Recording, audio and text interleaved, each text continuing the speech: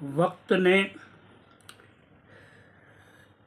लोगों ने तुम्हारे अंदर अपने प्रोग्राम फिट कर दिए थे।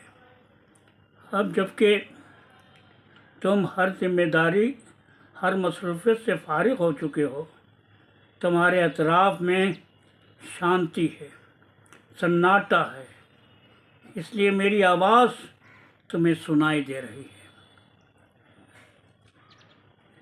क्या चाहते हो मुझसे? सवाल मुख्तसर है, जवाब मुख्तसर नहीं। सुनो, मैं तुम्हें तज़ाद के फसाद से आगाह करना चाहता हूँ, क्योंकि जिस दुनिया के मतलाशी हो वो महज तसव्वुरात का फुजला है। यकीन जानो, रहबर हूँ तुम्हारा, तज़ाद का शिकार होने नहीं दूंगा। मैं नहीं मानता, मैं ढीठ बन गया। वो मुस्कुरा कर बोला, कल जब तुम एक साथी के साथ उस जवान बेवा की किरदार कशी कर रहे थे, वो क्या था? तुम्हारे अंदर बाहर का तज़ाद।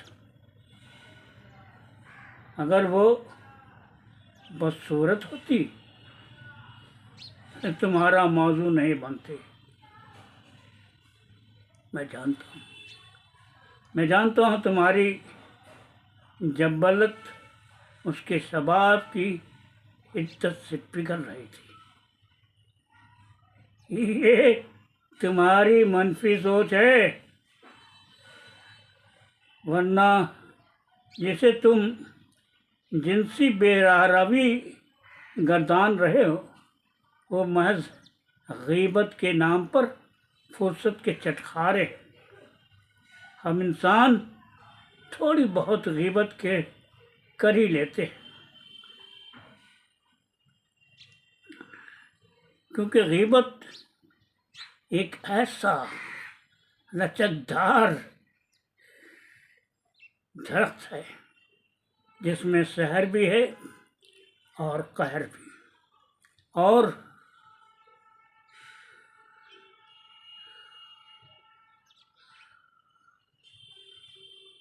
जिसमें नाकर्ता गुनाह का फंदा मेरे गले पर डाल रहे हो।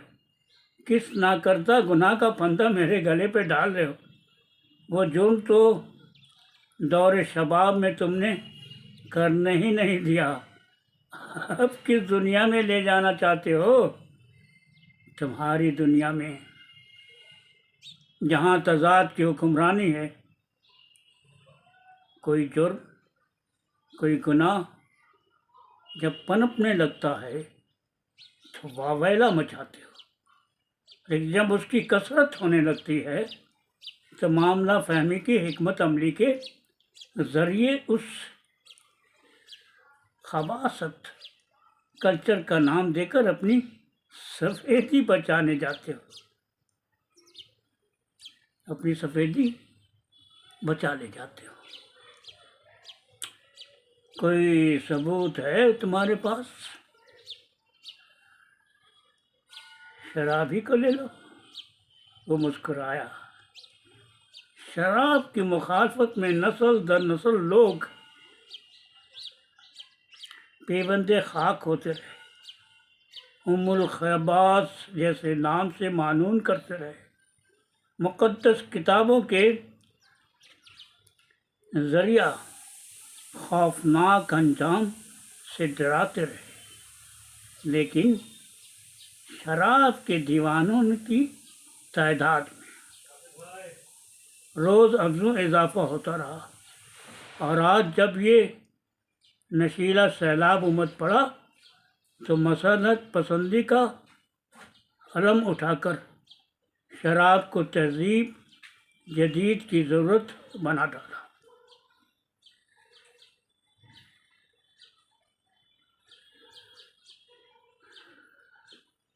जबकि शराब की वजह दर्जा बंदी करके अपनी तबका दाराना फितरत का मुजाहरा भी किया।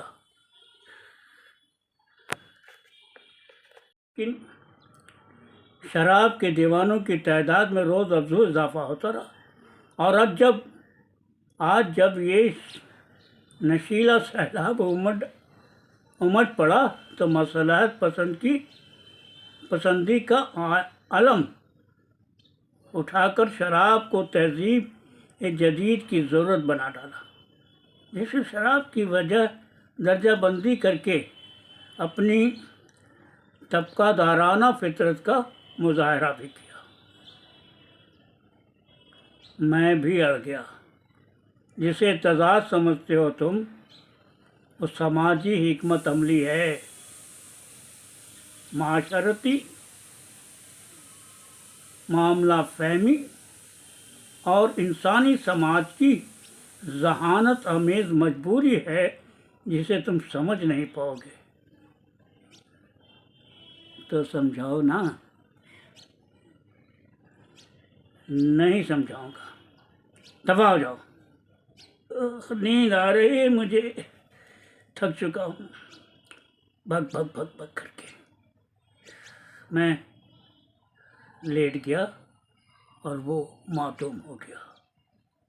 गहरी नींद मुकम्मल करके जागा तो मिजाज में खुशगवारी थी। फिर उसका ख्याल आया, उफ,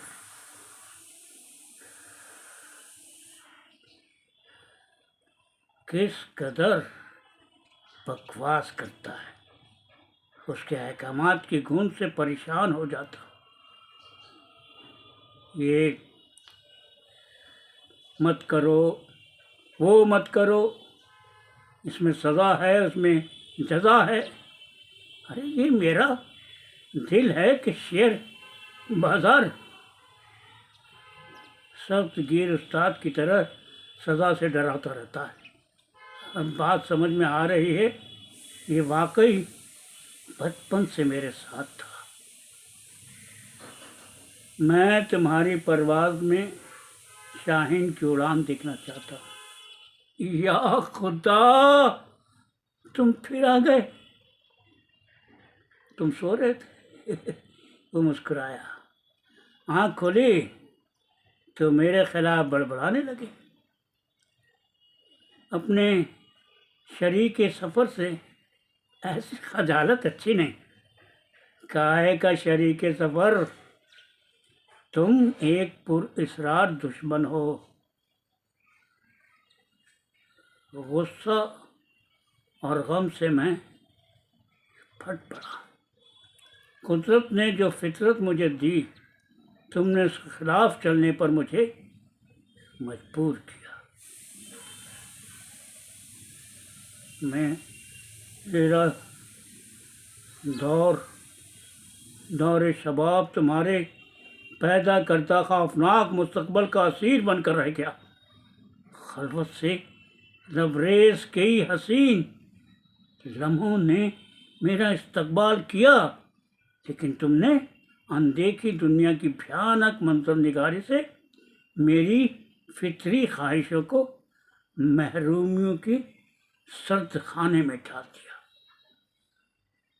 तुम्हारी वजह से आज मैं अकेला हूँ। कितने मौके मिले शादी के, लेकिन तुम्हारे म्यार ज़िंदगी के चक्रव्यूह में उलझ कर अकेला हूँ।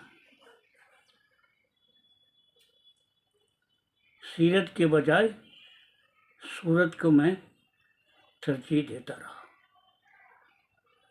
तुम्हारे उन सारे मंतकी दलाइल के दलदल में मौतर रिश्ते को तरसता रहा। खैर खाही के पर्दे में तुम्हारी कमीन का मैं शिकार होता रहा। तुम जानते थे कि जिंदगी बर्फ की तरह पिघलती है, और आज मैं पिघल कर बूढ़ा हो गया। उसके चेहरे पे एक जहरीली मुस्कुराहट थी।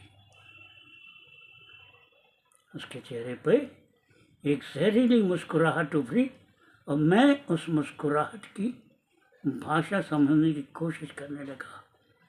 खैर खाही का निकाब उठाकर उसने कहा,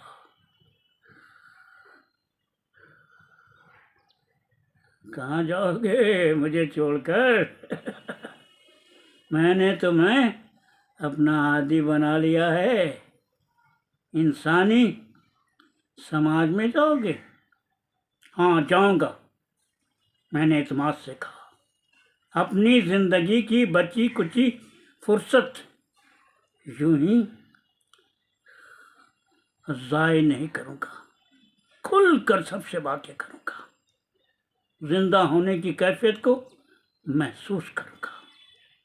नादान ना बनो, दुनिया बदल चुकी है। वो मेरे दिल को मोड़ने की कोशिश करने लगा। अपने परायों से मिलकर तुम्हारी तन्हाई बढ़ जाएगी। लोग मुस्कुराना भूल चुके, जिसे देखो चौकन्ना और खौफजदा नजर आ रहा है। हाल से बेताल्लुक हो चुके हैं लोग। हर तरफ बेगानगी की हुक्मरानी है, जिसकी तलखियां लोग चाट रहे हैं।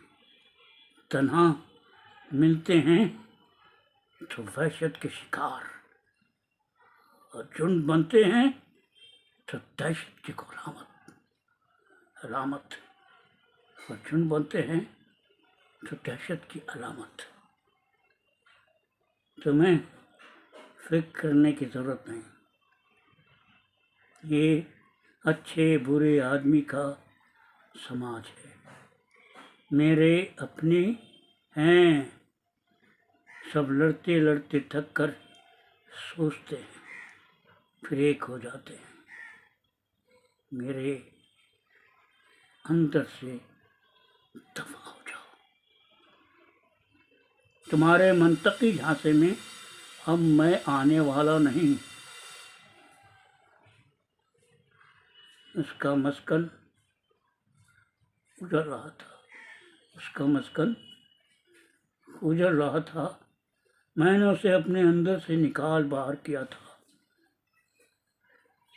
वो फिर आएगा मुझे लूटने, लेकिन मैं जानता हूँ कि जिंदा रहने की मेरी ताकत की आजमाइश अभी बाकी है।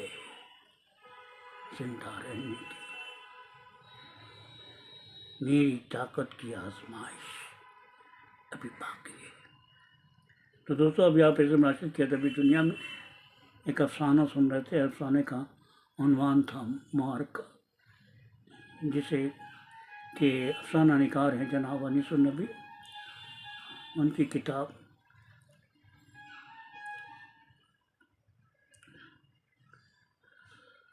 आबाद खराबे से मैंने पढ़ी है। मुझे उम्मीद है कि आपको उनका ये नया अफसाना यकीनन पसंद आया होगा। पसंद आया हो तो ज़रूर से ज़रूर लाइक कीजिएगा, शेयर कीजिएगा, कमेंट कीजिएगा।